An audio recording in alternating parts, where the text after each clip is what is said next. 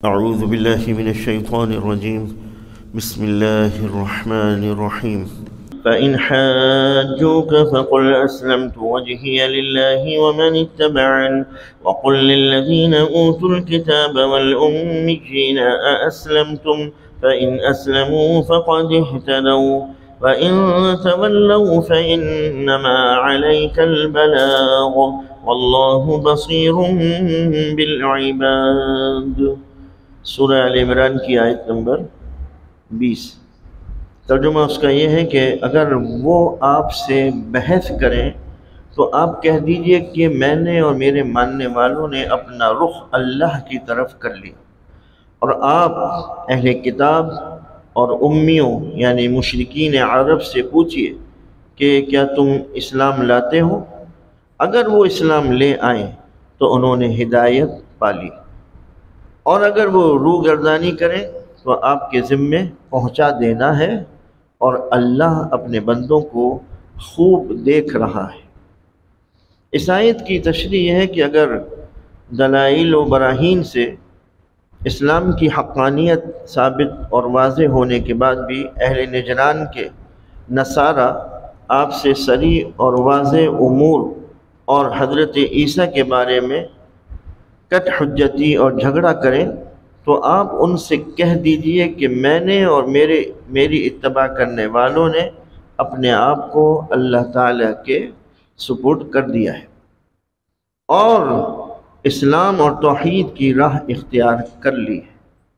ہم اسی کی عبادت کریں گے جس کا نہ کوئی شریک ہے اور نہ اس جیسا کوئی اور ہے، نہ اس کی اولاد ہے نہ بیوی۔ سابقہ انبیاء کا دین اور طریقہ بھی یہی رہا ہے، پس اگر تم سابق انبیاء کی تعلیم کے خلاف کسی کو خدا اور خدا کا بیٹا بناتے ہو تو بناؤ، میں اور میری اتباع کرنے والے اس سے بری ہیں۔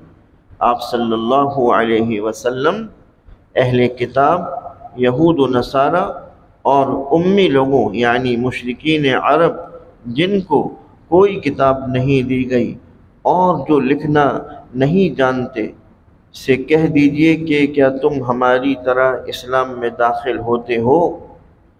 پس اگر یہ لوگ بھی اسلام لے آئیں تو یہ بھی ہدایت یافتہ ہو جائیں گے، اور اگر یہ اسلام سے منہ موڑ لیں اور اپنے عقیدے پر قائم رہیں تو اس میں آپ کا کوئی نقصان نہیں، کیونکہ آپ کے ذمے تو صرف اللہ تعالیٰ کے احکام پہنچا دینا ہے، ہدایت دینا نہیں، سو وہ آپ صلی اللہ علیہ وسلم کر چکے، اور اللہ تعالیٰ تمام بندوں کو نگاہ میں رکھے ہوئے ہیں، وہ ہر ایک کو اس کے عمل کے مطابق جزا دے گا۔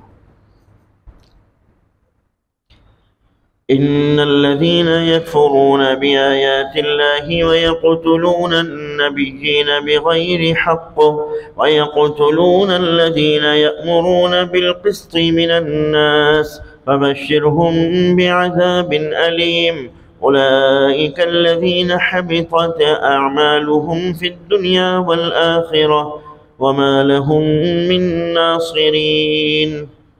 بے شک جو اللہ کی آیتوں کا انکار کرتے ہیں اور نبیوں کو ناحق قتل کرتے ہیں اور ان کو قتل کرتے ہیں جو انصاف کا حکم دیتے ہیں، تو آپ ان کو دردناک عذاب کی بشارت دیجیے۔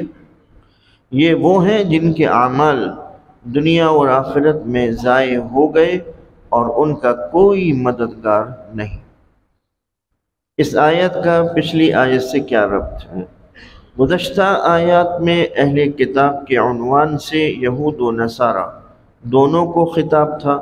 ان آیات میں یہود کے کرتوتوں کا بیان ہے کہ انبیاء اور ان کی امتوں کے علماء کو قتل کرنا یہود کا خاص شیوہ ہے۔ اس آیت کی تشریح یہ ہے کہ ان آیات میں اہل کتاب کے کرتوت بیان کیے گئے ہیں۔ یہ لوگ غلط اور حرام کام کرتے تھے۔ اللہ تعالیٰ نے اپنی کتابوں اور اپنے رسولوں کے ذریعے جو احکام بندوں تک پہنچائے تھے یہ ان کو جھٹلاتے رہتے تھے۔ یہی نہیں بلکہ یہ لوگ اس قدر سرکش تھے کہ اللہ تعالیٰ کے جو نیک بندے ان کو حق و انصاف کی بات بتاتے اور ان کو راہ راست پر آنے کے لیے کہتے تو یہ لوگ ان کو بھی تہہ تیغ کر دیتے تھے۔ ایک حدیث میں ہے کہ حق کو نہ ماننے اور اہل حق کو ذلیل جاننے ہی کا نام کبر و غرور ہے۔ حق کو نہ ماننے اور اہل حق کو ذلیل جاننے ہی کا نام کبر اور غرور ہے۔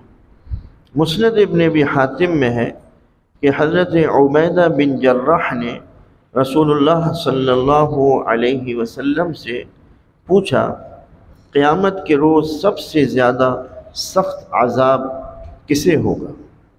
آپ صلی اللہ علیہ وسلم نے فرمایا کہ جس نے کسی نبی کو قتل کیا ہوگا یا ایسے شخص کو قتل کیا ہو جس نے اچھی بات کا حکم کیا اور بری بات سے منع کیا۔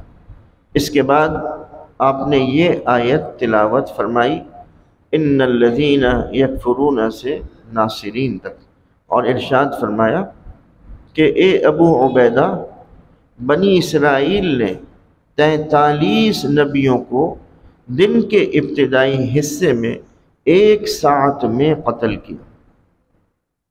ان کو منع کرنے کے لیے بنی اسرائیل کے 170 عابد و زاہد لوگ کھڑے ہو گئے اور بنی اسرائیل کو بھلائی کا حکم دینے لگے اور ان کو برائی سے روکنے لگے۔ بنی اسرائیل نے ان کو بھی اسی دن کے آخری حصے میں قتل کر دیا۔ اللہ تعالیٰ نے اس آیت میں بنی اسرائیل کے انہی لوگوں کا ذکر کیا ہے۔ حضرت ابو سعید خدری سے روایت ہے، وہ کہتے ہیں کہ میں نے رسول اللہ صلی اللہ علیہ وسلم کو یہ فرماتے ہوئے سنا کہ تم میں سے جو شخص برائی دیکھے تو اس کو اپنے ہاتھ سے روکے، اگر اس کی طاقت نہ ہو تو زبان سے روکے، اور اگر اس کی بھی طاقت نہ ہو تو دل سے برا جانے، اور یہ ایمان کا کمزور ترین درجہ ہے۔ پس اللہ تعالیٰ نے ان کو ان کی سرکشی اور تکبر کی بنا پر دنیا میں بھی ذلیل و پست کر دیا، اور آخرت میں بھی ان کے لیے بدترین ذلت و رسوائی کا عذاب تیار ہے۔ اسی لیے دنیا میں بھی ان کے اعمال غارت ہوئے اور آخرت میں بھی برباد۔ آخرت میں اللہ تعالیٰ کی سزا سے بچانے کے لیے نہ ان کو کوئی سفارشی ملے گا اور نہ ان کا کوئی مددگار ہوگا۔